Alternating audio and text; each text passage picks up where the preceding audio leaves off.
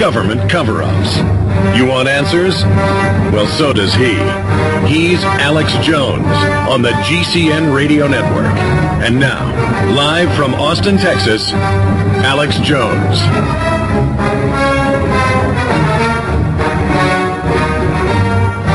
Welcome, my friends. Welcome. Thank you for joining us. Another transmission against tyranny as we attempt to unlock the minds and awaken the people of the United States and the planet to the dark architects, the social engineers, the criminal technocrats that control the scientific dictatorship, the Pentagon-designed control grid that is rapidly expanding across the free world. 90+% of science research in the universities is now DARPA-controlled. And it's all how to sterilize you. It's all how to poison you. It's all how to do it incrementally so you don't notice. And then through the American Medical Association, compartmentalize it so they don't even know what's happening, so that they misidentify symptoms at the ground level, where the doctors are little more than technicians that follow their handbooks and have no earthly conception of what's happening.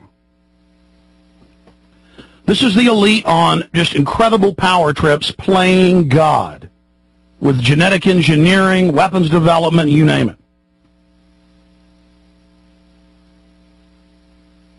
And so I got up this morning. Actually, I found it last night, but I got up this morning and did some more research on this subject. You know, I'm kind of like the crazy uncle you keep in the basement or the attic in talk radio and in the, quote, patriot movement. Oh, I'm that weirdo that 12 years ago read FEMA documents on air about the concentration camps. I'm that weirdo that went to urban warfare drills and videotaped the troops training to take our guns here in the U.S. People couldn't deal with it then. But now it's all public. And so we are seeing more and more reports, more and more discussions about it.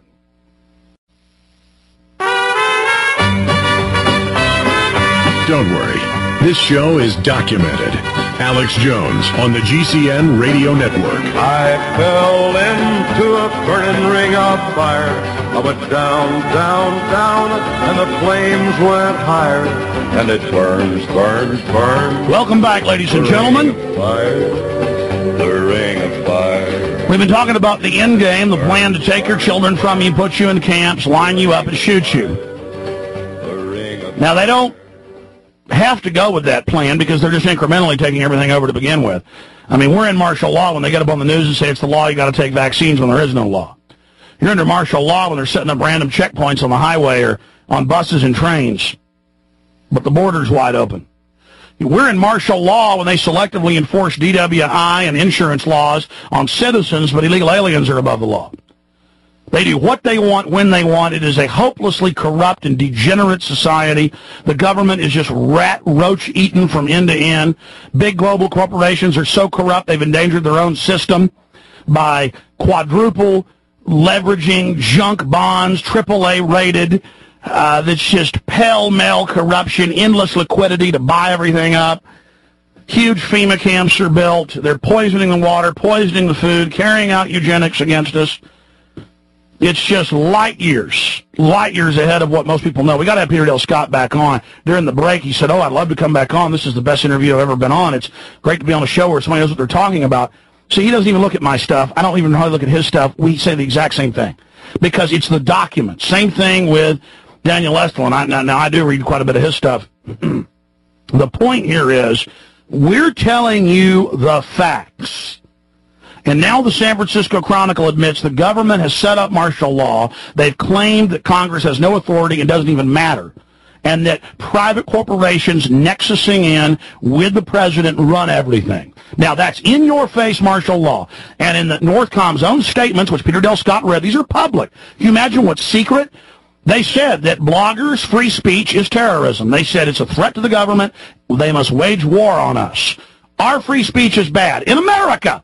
How far have you neocon followers slipped? Well, you hear Michael Savage and others get on there and say, criticizing the government is terrorism because the government's fighting terrorists, and if you do that, you're a terrorist. And then we have all these Republican memos where they come out and they say, Oh, we sure need another 9/11 attack. Oh, it'd be so good. State governors, state Republican Party chairs, top neocon writers. I mean, they write news articles saying 9/11 was sure good for the country. We sure needed that. It was good for you, you trash. And then Gary Hart writes a letter to Iran saying, we staged the USS Maine in Havana and the Gulf of Tonkin.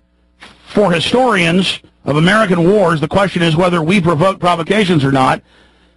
He goes on with just no veil to say, we stage events, Iran, you better do what we say. Don't just think because the polls show 80% are against the war that this isn't going to happen.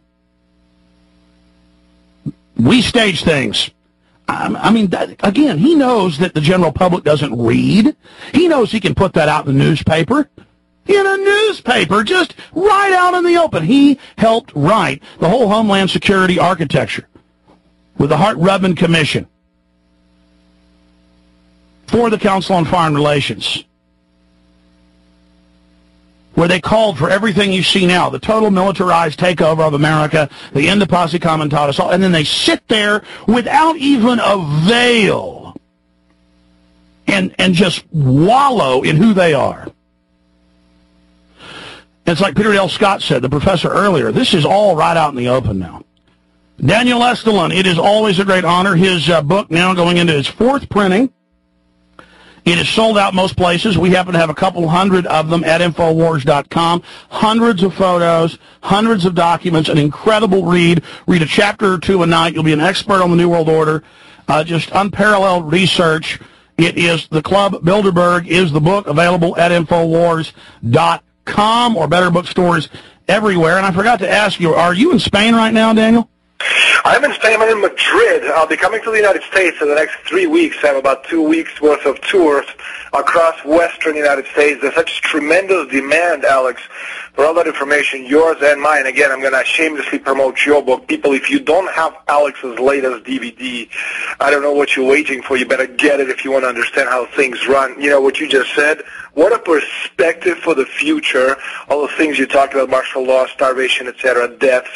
But, you know, one of the things I'll do when I'm in the States is we have a big show in Portland, and we just have to set them all straight and make sure people understand. We're going to connect the dots, something that you do on a daily basis, and needless to say, from Spain, and on behalf of humanity, very grateful for all your work, Alex.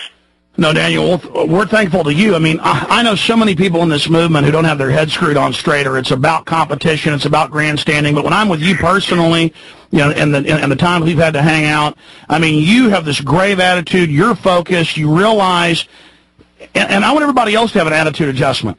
You know, this isn't about who's got what bumper music on their show. This isn't about, you know, who did what. This isn't about who the biggest or the baddest is in fighting the New World Order. That's a dangerous position to be in. This is about survival. Daniel, I want to get into new developments you've learned about the Bilderberg agenda, new info you got out of some of the last conferences they've had, like Davos, where the agenda is going, where any fissures are at right now. The book, just, you know, bestseller globally, now a bestseller even through a small publisher here in the United States, can't keep it on the shelves. I want to go through all that, but right now, just for new listeners, we have new stations, like 4 or 5 in the last month that turned us on. Who are the global elite? What is their basic agenda? If they have their way, what will the planet look like? Well, basically, you're looking, again, one country, one world government, borderless, one currency, one constitution.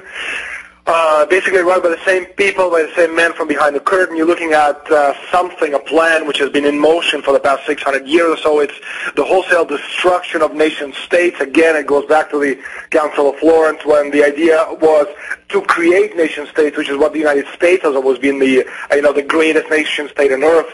And for the past 600 years, and especially again looking at Europe, we had countries, constitutions, flags, borders, armies. Now you have one country called Europe, one constitution called the European Constitution, which, by the way, takes precedence over national constitutions. You have one currency, one border, one law, and needless to say, what they're doing right now is, again, they're working on the North American Constitution, and I know this for a fact because my sources are telling me that the man behind the curtains, who's the consummate bureaucrat who's helping the North American CFR elites to put it together is the former Secretary General of NATO, member of the Spanish Socialist Party, a man by the name of Javier Solana.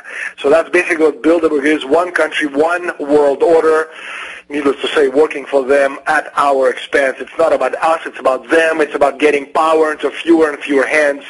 And you're looking again at giant cartels whose objective is the creation of global elites more powerful than any nation on the planet, which is why, again, they must destroy the greatest nation on the world, which is the United States.